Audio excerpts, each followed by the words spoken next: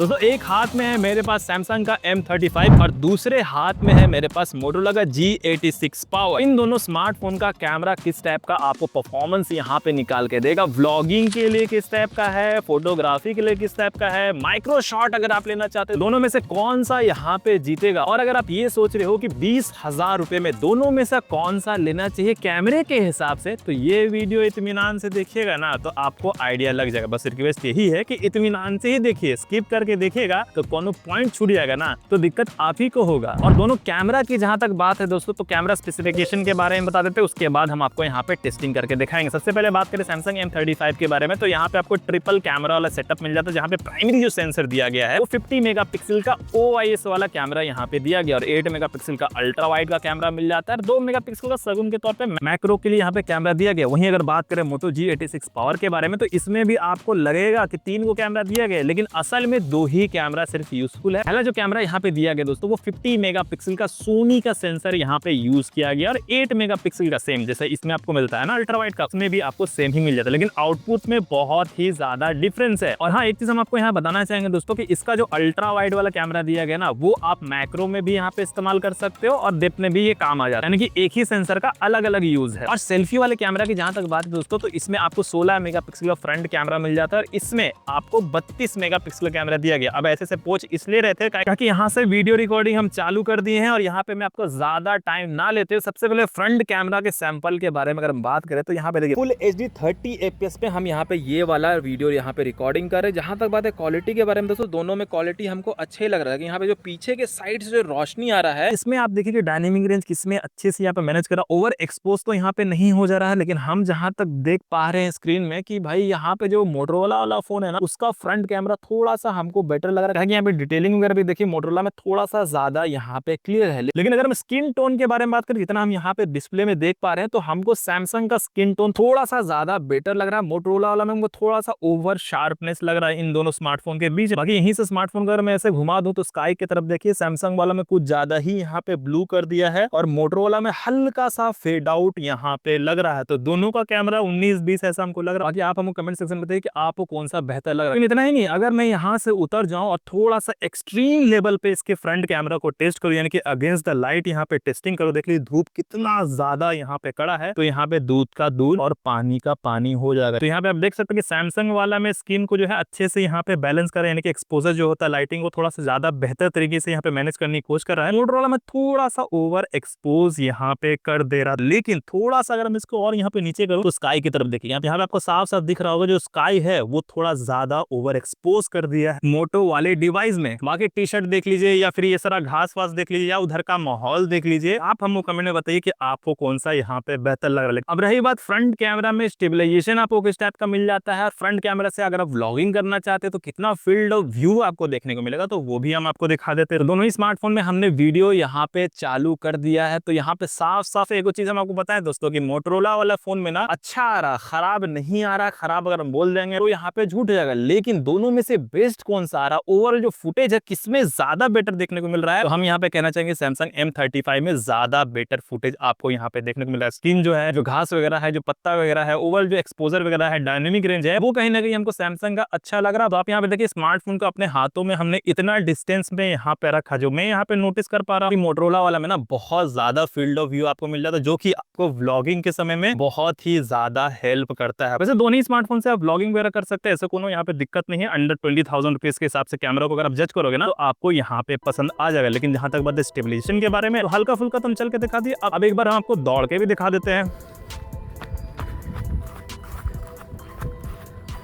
तो ये हो गया राउंड 1 और राउंड 2 जब तक हम लगाएं एगो लाइक और एगो सब्सक्राइब जरूर कीजिए, क्योंकि धूप बहुत ज्यादा है। तो यहाँ से हम लोग राउंड 2 लगा लेते फटाक से।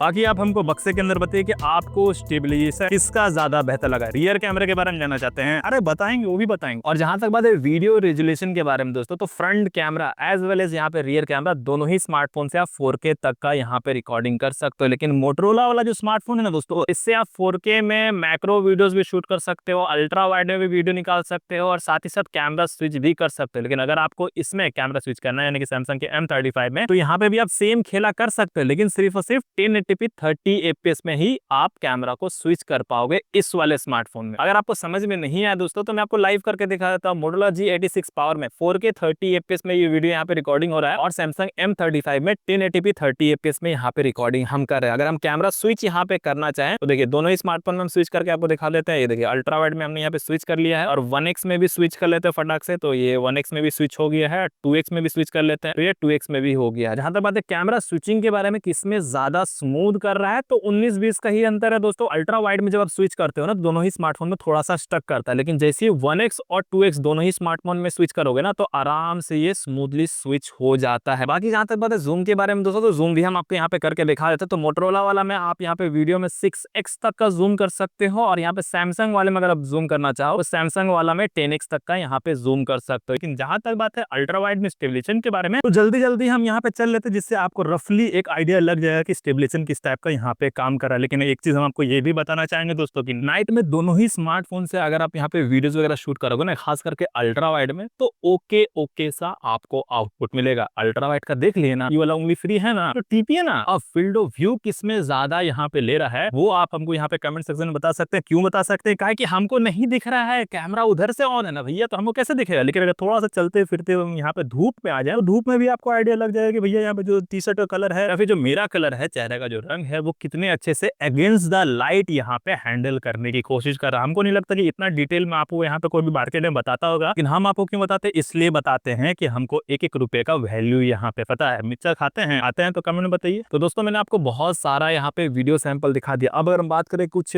फोटो सैंपल के बारे में तो यहाँ पे हम कुछ माइक्रो शॉट वगैरह भी लेंगे और कुछ यहाँ पे नॉर्मल शॉट वगैरह भी लेंगे, जिससे आपको यहाँ पे एक आइडिया लग जाए कि भाई फोटोग्राफी के मामले में अगर आपको दोनों में से कोई चूज करना है कौन सा आपके लिए यहाँ पे बेहतर रहेगा। तो सबसे पहले हम इसका एक फोटो यहाँ पे क्लिक कर लेते हैं दोस्तों। तो यहाँ पे 1x में एक फोटो हो गया और इसमें भी यहाँ पे 1x में क्लिक हो गया। अब यहाँ पे कैमरा इंटरफेस में आप यहाँ पे देख सकते हैं दोस्तों, जो हमने यहाँ पे बताया था कि मोटो G86 पावर में आपको बहुत ज्यादा कलर देखने को मिलता है। तो यहाँ पे आपको साफ यहाँ पे दिख पा रहा होगा जो घास वगैरह है वो कितना ज्यादा ग्रीन यहाँ पे दिखा रहा है। तो अगर आपको इस टाइप का फुटेज पसंद आता है तो आप ये स्मार्टफोन ले सकते हो। अगर आपको थोड़ा सा नेचुरल टाइप का अगर आपको चाहिए तो सैमसंग का आप यहाँ पे ले सकते हो। इवन तो अगर यहाँ पे मैं स्काई की भी तरफ यहाँ पे ऊपर कर दूं तो यहाँ पे आप देख सकते हो कि कलर थोड़ा सा ज्यादा आपको मोटो वाला में ही हमेशा यहाँ पे देखने को मिलता है। बाकी चलिए हम यहाँ पे एक तो अल्ट्रा वाइड का भी फोटो बहुत सारे यहाँ पे क्लिक कर लेते हैं। तो फील्ड ऑफ व्यू तो थोड़ा सा मोटोरोला में ही हमेशा ज्यादा आपको देखने को मिलता है, लेकिन ओवरऑल फोटो की जो क्वालिटी है वो आपको सैमसंग में बेहतर देखने को मिलेगा। अब 2x में भी कुछ फोटो यहाँ पे क्लिक कर लेते दोस्तों। तो यहाँ पे हमने 2x यहाँ पे क्लिक कर रखा है और 2x हमने यहाँ पे सैमसंग में भी क्लिक कर रखा है। तो आप यहाँ पे मोटो वाला में यहाँ पे साफ देख सकते हो कि जो शैडो वगैरह है वो बहुत ज्यादा डार्क कर दे रहा है मोटो वाले डिवाइस में, लेकिन सैमसंग वाला में काफी अच्छे से वेल बैलेंस आपको फुटेज यहाँ पे देखने को मिल रहा है। अब ये चीज सिर्फ फोटो में ही नहीं होता, ये चीज डीप में अगर वीडियो में भी अगर थोड़ा सा भी ध्यान से देखोगे ना तो आपको उसमें भी यहाँ पे नोटिस हो। जैसे कि आप यहाँ पे नीचे की तरफ स्क्रीन में देखिए बहुत ज्यादा यहाँ पे डार्क कर दे रहा है, लेकिन सैमसंग M35 में काफी अच्छा फुटेज यहाँ पे देखने को मिला। और बताना चाहेंगे दोस्तों कि अभी तक हमने जितना भी फोटोज और वीडियोज हमने यहाँ पे शूट किया है ना, अगर आप मेरे से एकदम दिल से पूछना चाहें कि भैया कैमरे के हिसाब से हमको दोनों में से कौन सा बता दीजिए, एक तो हमको अच्छा बता दीजिए, हम आपसे यही चीज कहेंगे सैमसंग का जो M35 है इसका कैमरा वीडियोज में भी काफी अच्छा आपको आउटपुट देखने को मिलेगा और फोटोज में भी काफी सही सा आउटपुट देखने को मिलेगा।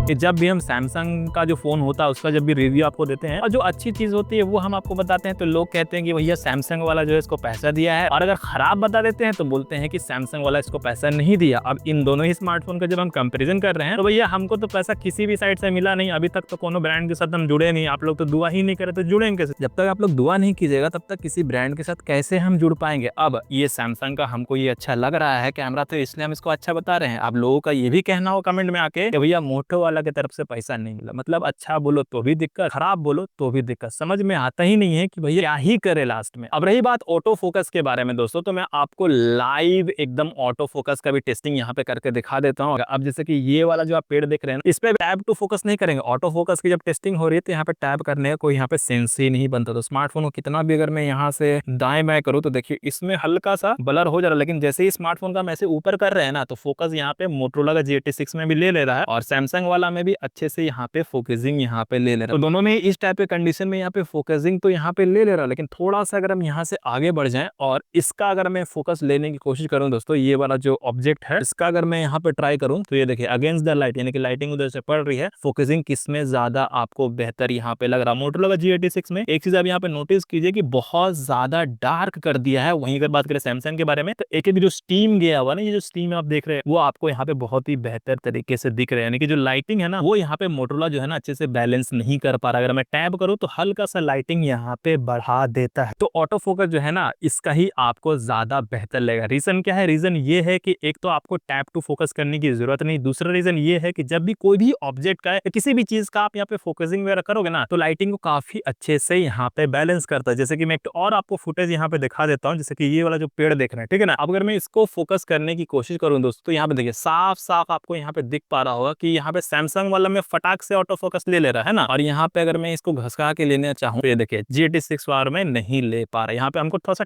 तो फोकस जब करेंगे ना तो ये देखिए फोकसिंग यहाँ पे ले लिया ना, लेकिन फिर भी अच्छे से ऑटो फोकस यहाँ पे नहीं ले रहा, बार बार यहाँ से ये हट जाता है। कितना फिर भी मैं टैब करूँ तो यहाँ पे ये हट जाता है, लेकिन सैमसंग वाला में ऐसा खेला नहीं है। कितना भी स्मार्टफोन को यहाँ से आप हटाइए और लगाइए, ये देखिए फोकसिंग यहाँ पे ले रहा। और जो दूसरा इशू हमने बताया बहुत ज्यादा डार्क यहाँ पे कर देता है, तो यहाँ पे देखिए स्क्रीन में ही आपको साफ साफ दिख रहा होगा बहुत ज्यादा डार्क कर देता है। तो देख लीजिए भैया, हम तो अपने हिसाब से जितना भी मेहनत हो सकता है वो सारी चीजें हम आपको यहाँ पे करके दिखा देते हैं। ऑटो फोकस भी दिखा दिए, अल्ट्रा वाइड भी दिखा दिए, फ्रंट कैमरा का सैंपल भी दिखा दिए, रियर कैमरा का भी सैंपल दिखा दिए। अब अगर हम बात करें कंक्लूजन के बारे में कि दोनों में से कैमरा किसका बेस्ट लगा, तो हमको नहीं लगता कि बताने का आपको जरूरत है, सारा रॉ सैंपल हमने आपको यहाँ पे दिखाई दिया। लेकिन फिर भी अगर हम बात करें कि हमको कौन सा बेस्ट लगा दोस्तों, तो सैमसंग M35 का front camera as well as यहाँ पे रियर कैमरा ज्यादा अच्छा आपको आउटपुट निकाल के देगा। इसका मतलब ये नहीं है कि इसका कैमरा को हम खराब कह रहे हैं, इसका भी कैमरा अच्छा है, लेकिन डिपेंड करता है किस टाइप के कंडीशन में आप इसका कैमरा को यहाँ पे इस्तेमाल कर रहे हो। बाकी वीडियो अगर अच्छी लगी है, कोनो तरह क्वेश्चन है तो कमेंट में लिखिए और सब्सक्राइब जरूर से कीजिएगा। मिलते हैं नेक्स्ट वीडियो में।